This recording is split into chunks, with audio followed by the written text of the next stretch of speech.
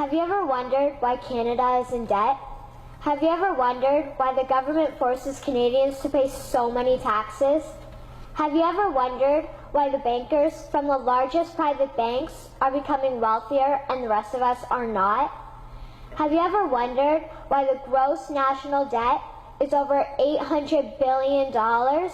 Or why we are spending $160 million a day on the interest of the national debt? That's $60 billion a year.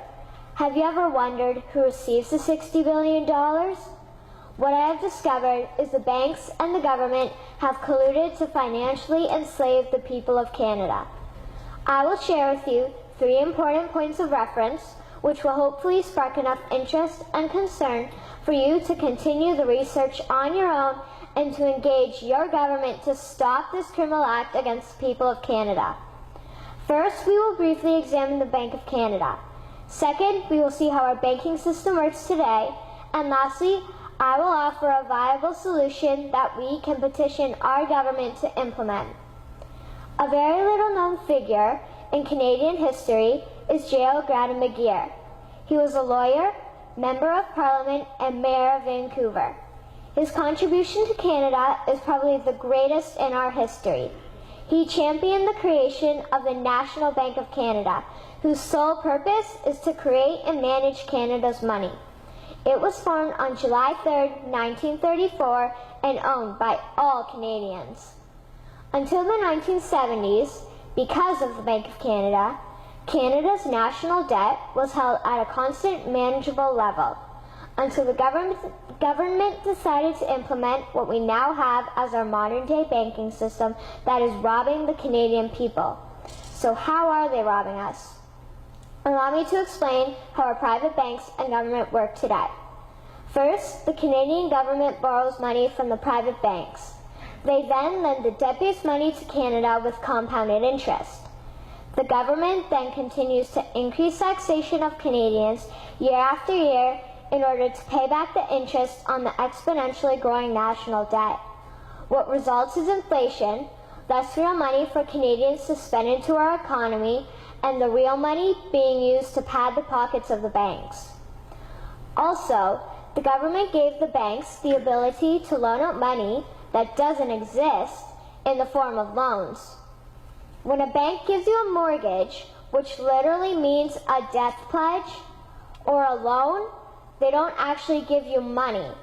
They click a key on a computer and generate the fake money out of thin air. They don't actually have it in their bank vaults.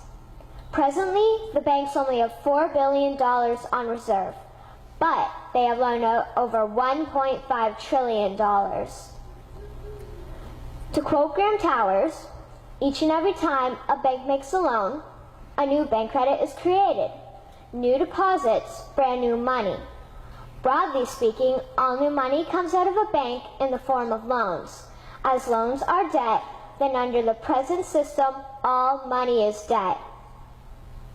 What I find interesting is even Jesus, in Matthew 21, drove out the money changers in the temple because they were manipulating the currency to steal money from the people.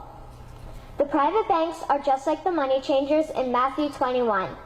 They are defrauding and robbing the people of Canada, thus their freedom, and they need to be stopped. How should the banking system work?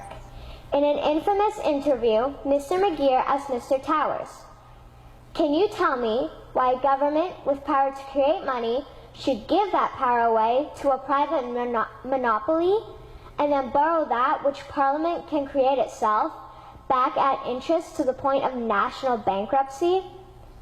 Mr. Towers replied, "If Parliament wants to change the form of operating the banking system, then certainly that is within the powers of Parliament.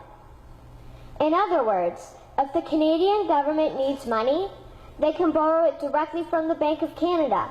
The people would then pay fair taxes to repay the Bank of Canada. This tax money would in turn get injected back into our economic infrastructure and the debt would be wiped out. Canadians would again prosper with real money as the foundation of our economic structure and not debt money. Regarding the debt money owed to the private banks, such as the Royal Bank, we would simply have the Bank of Canada print the money owing, hand it over to the private banks, and then clear the debt with the Bank of Canada. And yes, we have the power and lawful right to do so. In conclusion, it has become painfully obvious, even for me, a 12-year-old Canadian, that we are being defrauded and robbed by the banking system and a complicit government. What will we do to stop this crime? What will we do to ensure that the next generation will live free and clear of the debt-based economy that enslaves them to the banks? Margaret Mead said the following, and I hope that all of you remember this. Never doubt that a small group of people can change the world. Indeed, it is the only thing that ever has. Thank you.